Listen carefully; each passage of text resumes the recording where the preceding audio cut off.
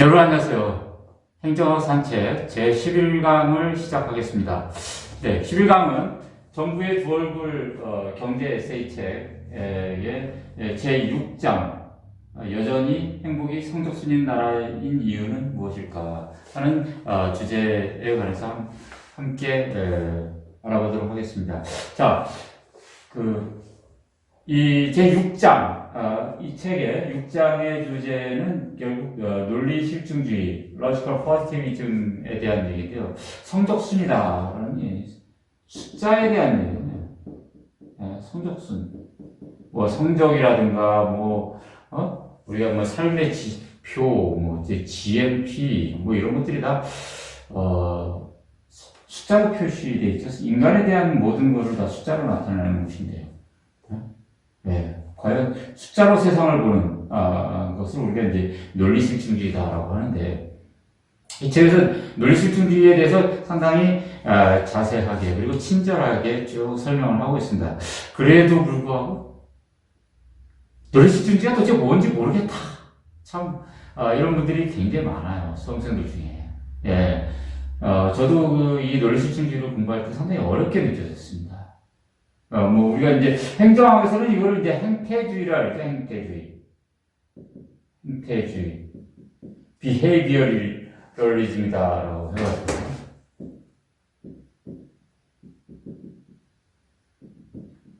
근데 이게 어렵게 느껴지는 이유는요, 이게 철학적 배경을 갖고 있어서, 철학의 한 분파거든요. 논리실증주의라는 것이. 이제 이것을 이제 사회과학에 적용한 걸 우리가 이제 행태주의다, 이렇게 얘기하는 것이거든요. 행태주의는 행정학뿐만 아니라 사회과학 전반적인 사고방식이에요. 연구 접근 방법입니다. 그러니까 인간을 연구함에 있어서 인간의 행태에 대해서 연구하는, 행태라는 걸 겉으로는 드러나는 행동이죠. 사람이 자살을 하거나 폭력을 하거나 결혼을 하거나 물건을 사고 파는 행위, 행복감을 느끼는 얘기, 좌절감을 느끼는 거, 이런 거. 사람을 왜 공격하는가? 이런 거. 행태. 그것을 인간의 내면의 동기를 무시하라는 얘기예요. 동기는 마음의 문제이고, 이거를 연구해가지고는 마음이 어떻다, 심리가 뭐다, 이런 거는 형이상학적인 얘기고 추상적인 거기 때문에 이거 생각하지 말라는 얘기예요. 그래서 이거 하면서 무슨 과학을 얘기하는 얘기예요. 과학이 되기 위해서는 겉으로 드러나는 행동의 외부적 측면, 자극에 대한 반응이죠. 외부의 자극으로서 나타나는 거예요. 우리가 유명한 파블로프의 개 실험 아시죠? 개가 여기 있어요, 개가 한 마리 있는데 외부 자극이 주어져 있어요. 먹이를 줘요. 그럼 개가 침을 질질 흘리죠? 그러다가 같은 시간에 계속 먹이를 주면서 종을 울려요. 그러면은 이제는 먹이를 안 주더라도 종만 울려도 개가 이렇게 침을 질질 흘린단 말이에요.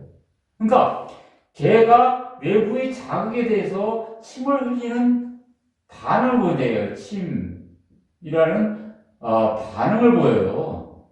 이 반응이 뭐냐면 행태거든요. 얘가 왜 이 반응을 보게 되냐? 내면, 얘의 두뇌 속에 있는 내면을, 이 정신세계를 알 필요가 없다는 얘기예요. 중요한 건 외부의 자극에 대해서 어떤 반응이 이런 것이 일어나느냐, 행태가 어떤 것이 나타나느냐, 어떤 정도의 강도로 일어나느냐, 라는 것을 연구해서 이것을 X변수, 원인 변수고요. 이걸 결과 변수, Y다. 해가지고 인과관계를 따지는 거예요, 인과관계. 그래서 자극이 얼마나 강해지면 이 숫자래요. 숫자로서 정도가 표시돼요. 자극이 강해지면 몇 번, 한 번, 두 번, 세 번 할 때마다 이 반응은 얼마치의 숫자로 나타나느냐. 인과관계를 일종의 수학적 함수관계로 표현하는 거. 인간의 행위에 대한, 모든 인간 행위에 대해서 그렇게 접근하는 거. 이것이 행태주의라는 것입니다. 물론 이제 심리학이다, 정치학이다, 행정학이다, 그러니까 이런 쪽에서 약간 행태주의가 어떻게 더 적용되냐에 따라 수준의 차이는 있지만, 행태주의 기본적인 아이디어는 인간의 행위를 이런 식으로 숫자로 치환해서 바라보는 거예요. 우리가 이것을 기계적 인간론이라 그래요. 네? 기계적 인간. 인간은 기계와 같아요. 마치 자연계가 기계와 같은 거랑 똑같습니다. 우주가 다 기계예요. 그래서 우리가 이걸 놓으면 떨어지죠? 만일력 법칙이라는 거. 우리 다 알잖아요? 네, 만일력 법칙에서 떨어져요. 네? 왜 떨어집니까? 땡기니까. 중력이 땡기니까. 땡기는 힘에 의해서. 즉, 중력이라는 원인에 의해서 물체는 떨어지는 결과가 초래된다. 이것이 세상의 모든 행위에는, 움직임에는 그런 기계적 인과론이 있다는 거예요. 원인이 있기 때문에 결과가 나타나기 때문에 현재의 상태는 과거의 원인에 의해서 발생한 것이고 그 현재 상태를 정확히 안다면 또 미래의 상태도 알 수 있다. 이것이 세상을 기계적 인과론으로 보는 거예요. 이것은 뉴턴의 어떤 그 물리학을 기반으로 해가지고 20세기 초반에, 그러니까 19세기에서부터 번성한 자연과학의 발달에 따라서 기계적 인과론이 성립이 됐고, 그 기계적 인과론을 그대로 학문 세계에 받아들이는 것이 행태주의입니다. 이 행태주의의 철학적 배경이 논리실증주의예요. 그럼 논리실증주의가 뭐냐? 우선 로지컬이라는 걸 봐요. 로지컬. 논리예요. 논리. 논리는 뭐예요? 논리는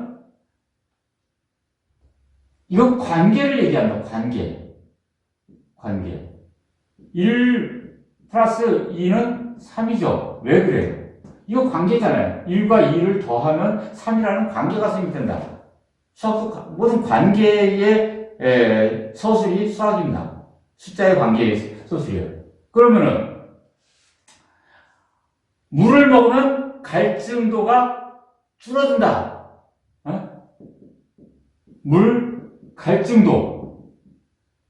갈증의 정도가 줄어든다. 이것도 관계입니다. 물을 먹는다라는 거하고 인간이 느끼는 갈증도하고의 관계예요. 관계. 이런 어떻게 보면 이 인과관계가 다 논리의 세계죠. 물론 세상의 모든 관계가 인과관계만 있는 것이 아니에요. 인과관계가 원래 일부고 상관관계가 더 많죠. 네? 우리가 신발의 크기하고 나이하고 우리가 발의 크기. 나이가 먹으면 발의 크기가 커져요. 이건 나이 때문에 그런 건 아닌데 상관관계가 일어나는 거죠. 관계라는 거. 이게 다 논리적 관계예요. 논리. 네? 논리라는 거는 관계인데 결국은 어떤 인간의 행위건 자연현상이건 간에 기온이 떨어지면 낙엽이 떨어져요. 그죠? 기온하고 낙엽의 관계, 낙엽의 정도의 관계, 다 관계죠. 이런 모든 것이 관계인데 그 관계를 표현하는 것은 언어다 이거죠. 언어로 표현하는 거죠. 언어로 표현된 지식이죠.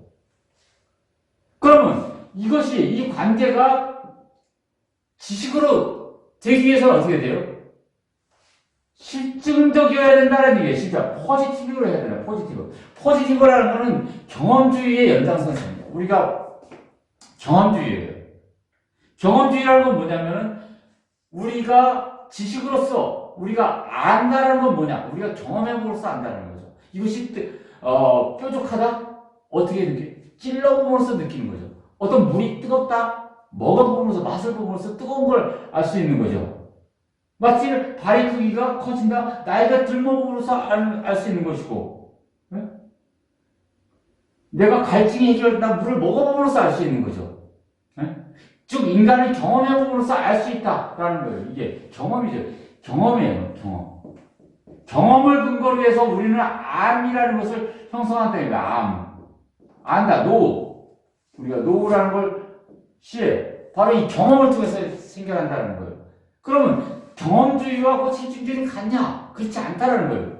그러면 경험한 것이 모두 다 사실이고 지식이냐? 관계에 대한 암이냐? 그것은 확인 가능해야 된다. 확인, 즉, 이건 검증 가능해야 된다는 얘기, 검증. verify가 가능해야 돼요, verify가. 그러니까 검증은 뭐냐? 다시 먹어봤는데도, 물을 다시 먹었는데도 갈증도가 또 떨어진다라는 것이 동일한 상태를 다시 확인할 수 있다라는 것이에요. 그런데, 사실 이게 verify인데, 이 verify가 가능해야지 사실인, 진실인 지식으로서 성립될 수 있다는 거예요. 그러나 이 베리파이 문제가 굉장히 그렇게 쉬울 것 같지만 굉장히 어려운 영역이 많습니다. 왜냐면은 백조는 휘다. 휘다라는 거예요. 흰색이다. 자, 우리가 세상에 있는 모든 백조를 다 알아볼 수도 없을 뿐더러 우리는 결국 샘플만 조사해서 백조는 휘다 이렇게 하는 거죠. 1000마리건 10,000마리건 10만 마리건. 네? 그런데 과거에서부터 현재까지의 백조가 색깔이 휘다라는 것은 조사할지언정 앞으로 태어날 내일부터 태어날 미래의 백조가 흰색인지 검정색인지 알 수가 없는 거예요. 여태까지 모든 백조가 다 휘다라는 걸 확인했는데 내일 모레 1년 후에 검은 백조가 나타났다. 그러면 백조는 휘다라는 그 지식, 그 언어로 표현된 그 지식은 거짓이 됩니다. 자, 바로 백조가 휘지 않다, 즉 흰색이 아니다라는 반례를 들은 걸 우리가 반증한다 이럽니다. falsify 한다. 그래서 이 이제 검증은 완벽한 검증은 불가능하기 때문에 반증할 수 있다면, 반례를 들 수 있다면, 아니라는 그 사례를 들 수 있다면 그런 한에서 그 지식을 한정적으로 우리는 진실이다, 사실이다 라고 하자라는 것이 반증주의. 하여튼 이런 과학주의는 검증주의와 반증주의에 기본한 실증주의라는 것을 근거로 해서 과학은 성립된 거예요. 사회과학이라는 것도 거기에서인 거죠. 사실 이런 논리 실증주의가 생겨난 것은 1920년대에서 30년대 유럽의 오스트리아라는 데서 비인 학파라는 일단의 학자들이 중심이 돼가지고 성립시킨 철학사조예요. 비인 학파의 이런 철학사조는 사실 이 당시에 분석 철학이라는 거대한 물줄기의 한 지류라고 볼 수 있겠어요. 논리실증주의. 이 분석 철학이라는 거는 철학의 거대한 물줄기인데요. 사실상 20세, 1900년대 초반 이후에 영미를 중심으로 해서, 물론 이제 대표적인 학자는 독일의 비트겐슈타인이라는 유명한 학자죠. 슈타인이라는. 우리가 표현할 수 없다면 말하지 말라. 이런 말을 남긴 아주 언어 분석학자의 대가죠. 분석 철학자인데, 이 분석 철학자들의 기본은 여기 철학은 철학인데 분석이라는 말을 붙였어요. 이 분석이 뭐고 이래요. 뭐냐면은, 자, 20세, 우리가 뉴턴을 시발점으로 해가지고 굉장히 많은 아인슈타인까지요. 근대, 자연과학은 엄청난 발전을 이루었어요. 세상의 모든 것을 원자와, 물질은 원자, 생명체는 세포라는 최소의 단위로 해가지고 분해한 거죠. 분해. 최소의 단위로 분해해가지고 그것의 성질을 규명을 한 거예요. 인과관계에 대한 규명을 해나갔죠. 이런 자연과학의 승리 앞에서 과연 인간에 대한 학문인 철학이라는 거예요. 철학은 과연 무엇을 알아냈느냐 라는 것에 대한 깊은 회의감이 깃들었고, 그래서 그러면 철학도 인간의 삶에 대한 학문으로서 근원적인 삶을 제대로 하기 위해서는 어떻게 해야 되느냐? 분석을 해야 된다. 뭘 해? 우리 지식의 기본은 뭐라 그랬어요? 언어잖아요, 언어를 분석하자는 거였어요, 언어. 지식의 기본은 언어니까. 우리가 장미꽃은 예쁘다래.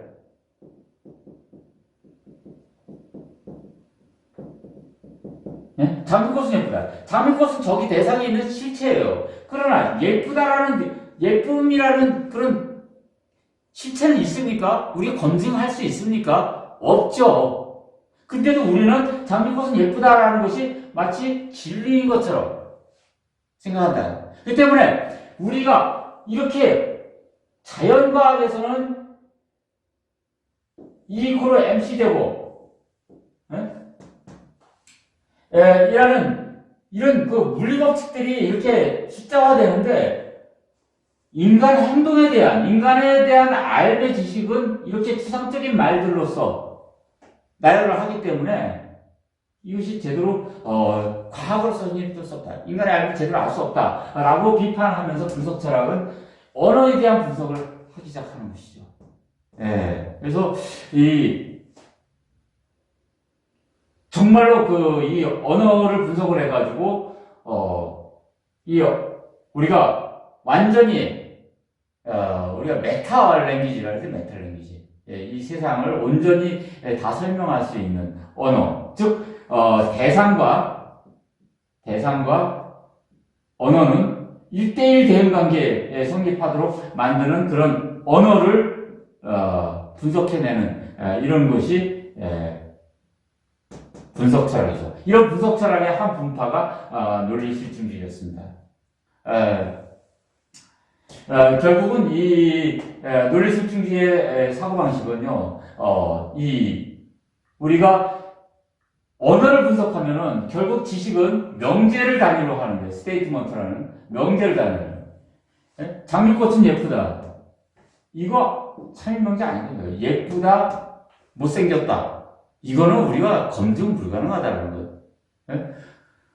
정부는 공익을 추구한다. 국가는 정의롭다. 이거는 아니다라는 거예요. 이런 형이상학적 추상적 명제, 즉 가치 명제라 그래서 가치 명제는 진리를 알 수가 없어요. 그 때문에 이건 참 거짓을 구분할 수 없기 때문에 학문의 대상이 될 수 없다고 해요. 이에 비해서 삼각형의 두 변의 제곱의 합은 한 빗변의 제곱의 길이와 같다라는 이 얘기는 검증 가능한 거죠. 삼각형을 그려가지고 재보면 되잖아요. 물은 100도씨에서 끓는다. 이건 실험해 보면 알잖아요. 이것을 실증 명제라고 해요. 이 실증 명제만이 참 거짓을 구분할 수 있고 우리는 연구 대상을 이렇게 실증 명제에 국한해야 된다. 사실 명제에 국한해야 된다. 이것이 논리 실증주의고 논리 실증주의는 모든 것을 다 숫자로 치환해서 바라보려고 하는 세계관이다라는 것입니다. 물론 이런 기계적 세계관이 오늘날 많이 비판을 받습니다. 특히 카오스 이론이라든가 그 다음에 양자역학 과학에서 특히 물리학 쪽에서 양자역학이라는 것이 등장하면서요. 우리가 세상을 알 수 있는 것은 명백한 인과관계가 아니라 확률적 인과관계다. 확률적 인과관계만이 알 수 있다라는 거죠. 뭐냐면은 우리는 X라는 물질이 다음 상태에 어디로 간다, 어디에 있을 것이라는 것을 완전히 알 수 없고, 이쪽으로 갈 수도 있고, 이쪽으로 갈 수도 있고, 가능성만 예측할 수 있다. 하나의 물질이 양쪽에 동시에 존재할 수 있다. 참, 이 기계적 인과론을 완전히 깨는 것이죠. 이런 확률적 인과론이 양자역학에서 등장하면서 사회 현상에 대해서도 이런 기계적 인과론을 비판하는 그런 목소리들이 굉장히 많습니다. 이런 것들이 이제 사회학에서는 이제 질적인 연구, 현상학이라든가 이런 비판이론, 포스트 모더니즘이 이쪽 계열이고요. 아무튼 논리실증주의는 1930년대 유럽에서 등장해가지고 미국으로 건너서 오늘날 사회과학계의 주류 학문으로 자리 잡고 행정학에서는 이제 행태주의라는 걸로 이렇게 사용되고 있는 연구법이다라는 것이고 세상 모든 것을 특히 인간 행동까지도 모든 것을 숫자로 치환을 해가지고 인과관계를 밝히려는 그런 연구적 법이다 하는 것을 다시 한번 강조드리겠습니다. 감사합니다.